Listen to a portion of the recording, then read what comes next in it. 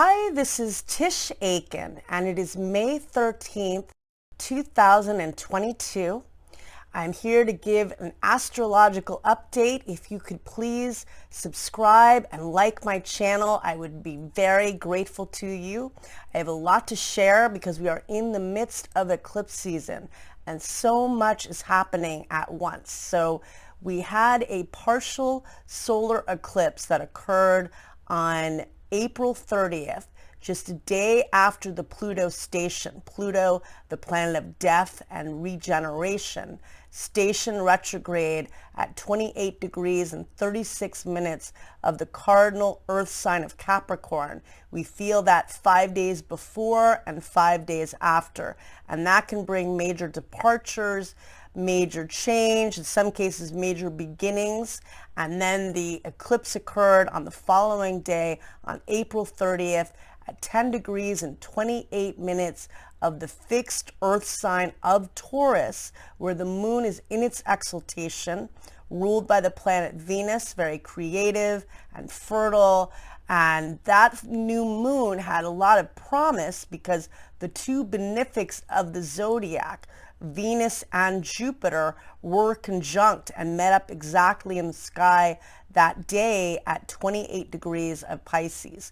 And that is, Venus is in its exaltation in Pisces, rules the sign of Taurus, which was the new moon eclipse. And Jupiter is the luckiest planet and is a planet of expansion and opportunity, and it rules Pisces in ancient astrology. And that new moon eclipses are always jarring. They're like wild cards. A lot of change and surprising news and revelations and big reveals occur in a very short period of time. Eclipses want us to change. They want us to evolve our consciousness.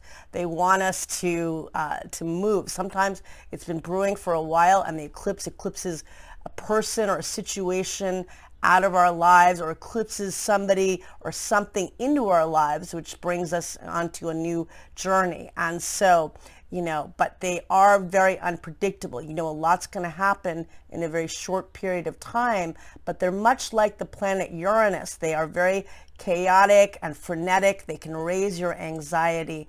And that new moon eclipse was definitely like a new moon on steroids, but it was conjunct Uranus, which is the planet of chaos and the unexpected in this case.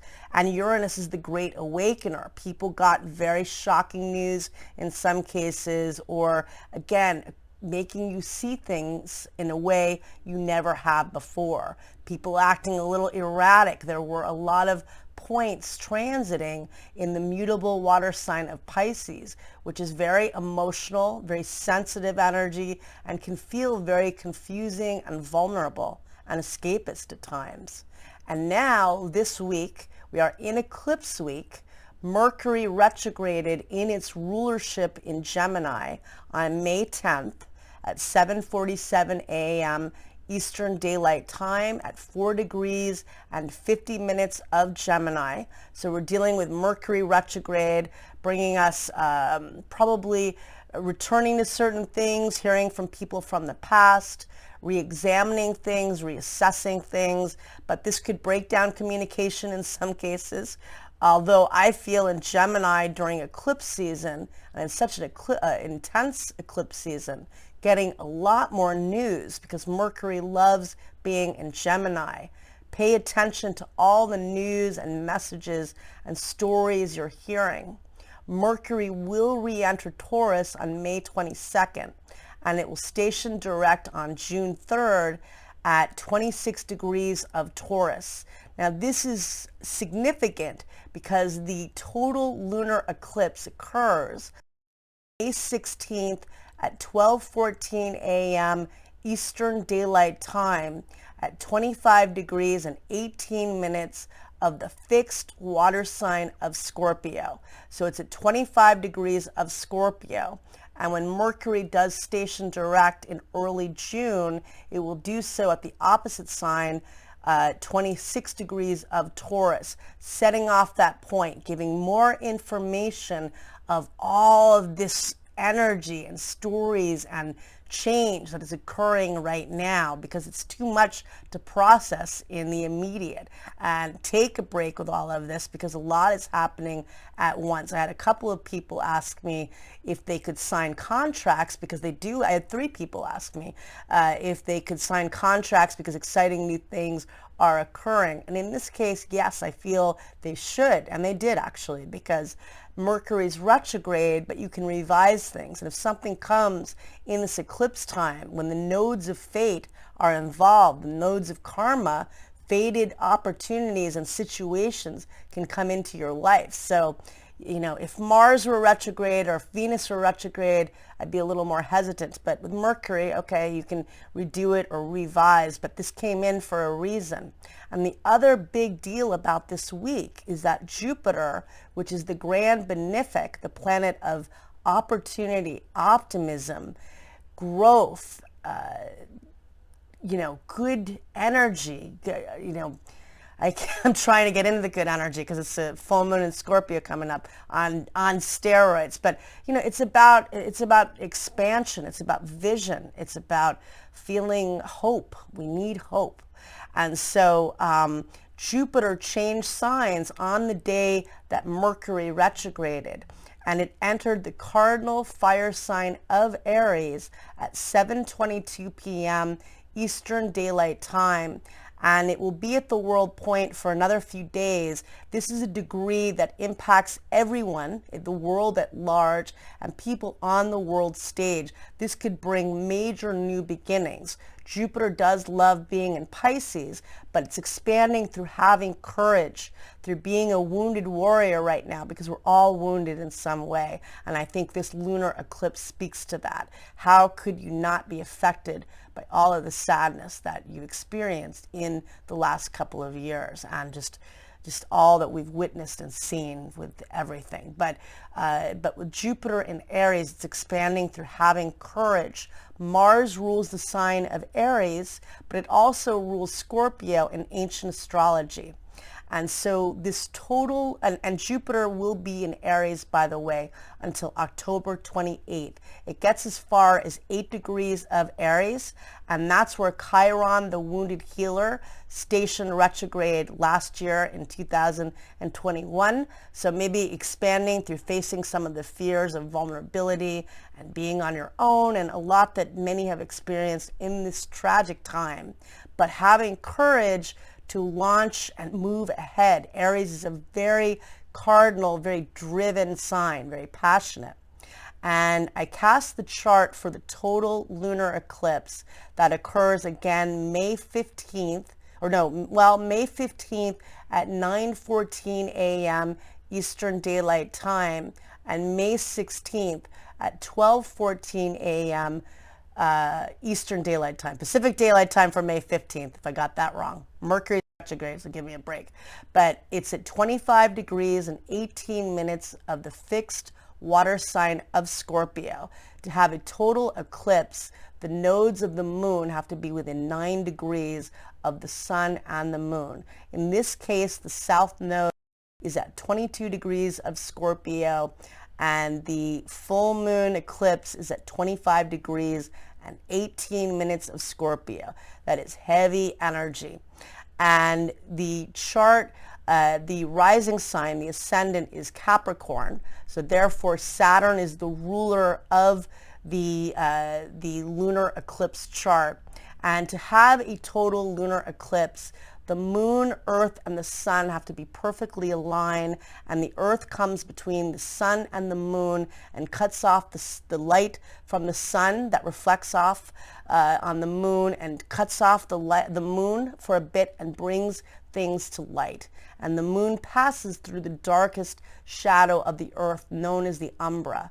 And it really is an emotionally intense lunar eclipse on steroids. There is loss and letting go in this eclipse. Scorpio is ruled by Pluto, the planet of death and rebirth. There will be letting go. A lunar eclipse is a time of release, and it could be something you've been working on and it brings fruition. But I think this is very financially oriented as well. Obviously, we're experiencing a lot of inflation, and both the signs of Taurus and Scorpio deal with money. Taurus is about income and possessions, how you earn money, how you can create new ways and skills to make money. And Scorpio is about joint resources. It's about debt and taxes and mortgages, and it's also investments, and it's a very psychological sign. It's about pain that has not been dealt with, burying it under the rug, which you can't do. Scorpio will tell you that. You cannot do that.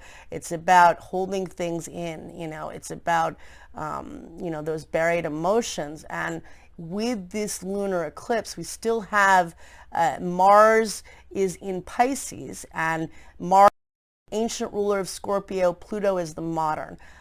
Mars is conjunct Neptune, so there's a vulnerability in that, and a lot of people are feeling very tenuous right now and tentative and in their, just in everything, and scared, but Jupiter is also in Aries, so that's in the second house of money and income, so there might be an uncertainty in some ways because the full moon eclipse is at the top of the chart in the house of career.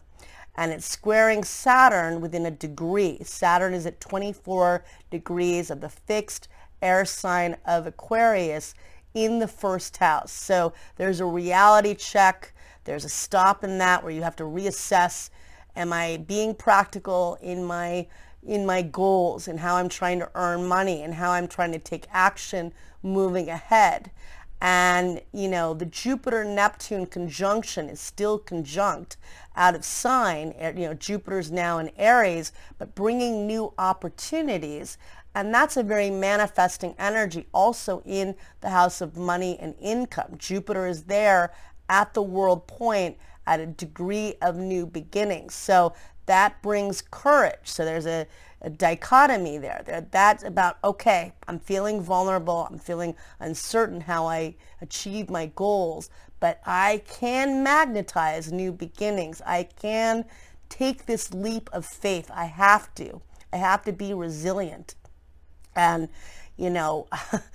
I've been talking about my parents lately. I think it's a very reminiscent energy, but this chart kind of reminds me of my dad because my father was a Scorpio. This lunar eclipse would have been on his sun, and he had a lot of Capricorn in his chart, and he had Aquarius rising. And believe me, that man faced reality. He dealt with a lot of roadblocks, and he was a survivor. And you've got to be a survivor right now, and that's just the way it is. And he used to always say this expression, it's cliche, but let's call a spade a spade. He was very, he was brilliant, so very practical. He had to be. He grew up that way. And so we're all going to have to reassess how we can be more like that. And, I feel there's a lot of promise in this, in that this is much more of a reality-driven eclipse than the first one. That one, yes, there were some jarring stories and unfortunately disrupted things, but there was excitement. There were the two benefics involved. That was lovely. In this case, the full moon is squaring Saturn. That is limitations. The South Node wants you to release something. The block, something that's holding you back, the scorpionic energy, whether it's anger or pain or just not processing your emotions. And also in squaring Saturn, if you kind of launch ahead with Jupiter, you can make it happen. There are new beginnings happening. And Mercury is retrograde in Gemini, telling a lot of tales. It is in the house of home and family, and the sun and the north node of destiny are also there. It's meant to, you're meant to nurture yourself. You have to find your needs within, I guess in a way. No man is an island, but we have to sometimes rely on ourselves in a very scary time. Of course, we need each other, and it's about love, but it's also, you've got to be strong now. And really figuring out how you can get your needs met and your resources. And there are a lot of opportunities, but it's not an easy time, and we know this. And so Uranus also is at the world point. It's at 15 degrees, fixed earth sign of Taurus. And that's in, I believe it's in the house of home and family. It must be. Or it might, no, it's right on the edge, actually. It's in the third house of communication, learning, and local community, but it's close to the angle of home and family. And that could bring sudden surprises and changes. And, you know, it's still setting off by 5 degrees that past eclipse we had. You know, hang in there. We have a lot to work with. You know, Jupiter and Neptune are about manifesting, but this is a heavy time. So honor that energy too, and, you know, nurture yourself. And Jupiter and Aries, have courage, you know, and expand through being fearless. And I wish you a lot of luck.